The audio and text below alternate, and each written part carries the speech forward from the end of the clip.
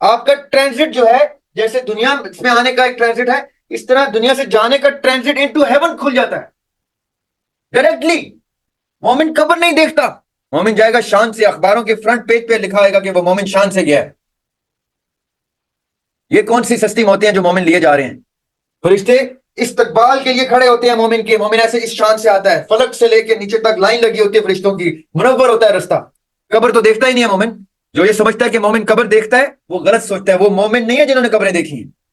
وے بلیا سا مرنا نہیں، گور پیا کوئی ہور. یہ بلے شاہ کو پتا چل گئی تھی بات.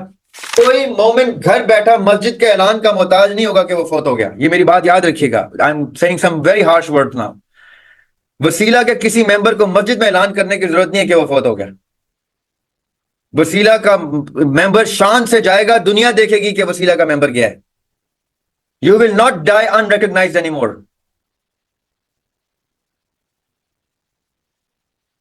میرے سخت جملہ ہے، اس کو برداشت کرنا ہے.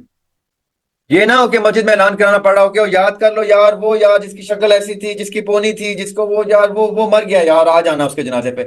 ایسے مومن نہیں جائے گا. مومن جائے گا شان سے، اخباروں کے فرنٹ پیج پہ لکھا ہوئے گا کہ وہ مومن شان سے گیا ہے. یہ کون سی سستی موتیں ہیں جو مومن لیے جا رہے ہیں؟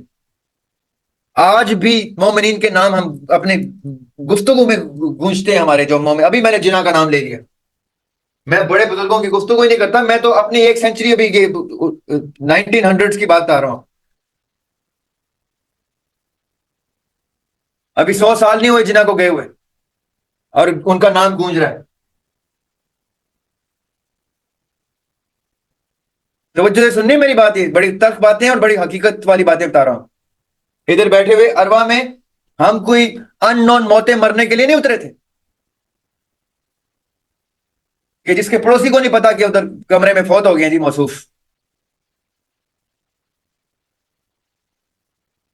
فرشتے استقبال کے لیے کھڑے ہوتے ہیں مومن کے. مومن ایسے اس شان سے آتا ہے، فلک سے لے کے نیچے تک لائن لگی ہوتی ہے فرشتوں کی، منور ہوتا ہے رستہ.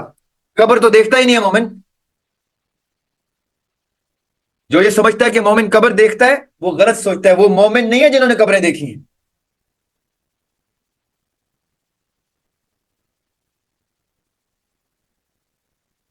وے بلیا سا مرنا نہیں، گور پیا کوئی ہور.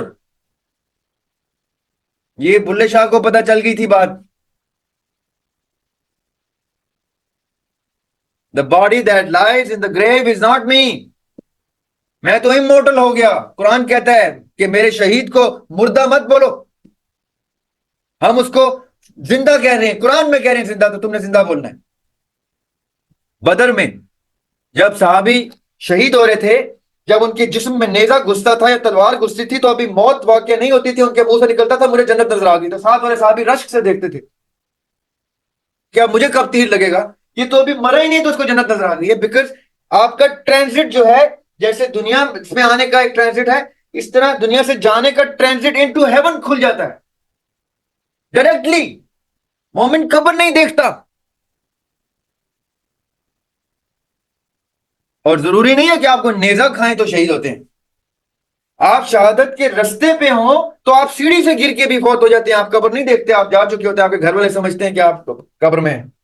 آپ کو وہیں سے انٹری انٹو ہیون ہوتی ہے. It's the pathway that decides your death of شہادت، not the act of war. آپ شہادت کے رستے پہ آئیں، کھانسی سے فوت ہو جائیں، رستہ تو شہادت کا چن لیں. You get my point?